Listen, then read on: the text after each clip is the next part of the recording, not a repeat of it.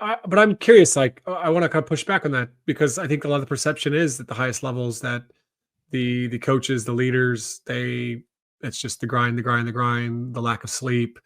You know, it's just this endless just work, sleep at the office. I mean, these are the stories coaches hear. They don't hear about coaches spending time with friends or journaling, right? So tell us what's going on here. Is it more of a misperception?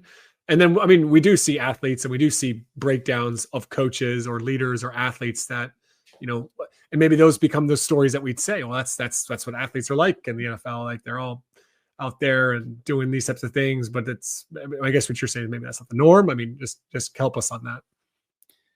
I think some of it is mysticism. Some of it is American culture glorifying workaholism.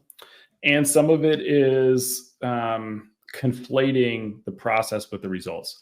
So if I look at the best performers in the world that I can think of across sports, Tom Brady has a nutrition company because he believes that he needs to take care of his body.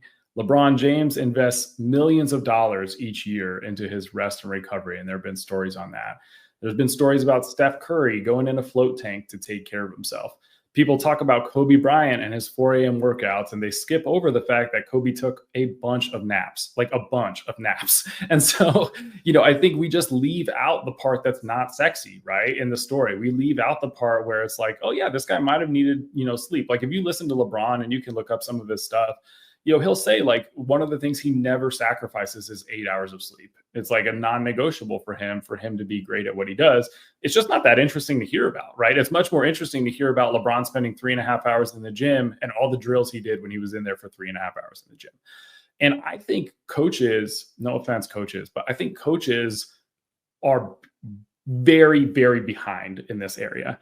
My hypothesis is that the coaches who take time to invest in their well-being and recovery off the field are going to be much better coaches on Saturday or on game day or Sunday than those who don't. And I've got a few good data points about this. Like when I was a young football coach, I heard Chris Peterson talk once, and Chris Peterson talked about how he would come into the office at 8 a.m. and he would leave at 6 p.m. And it was like, oh my gosh, I can't believe a football coach goes home at 6 p.m.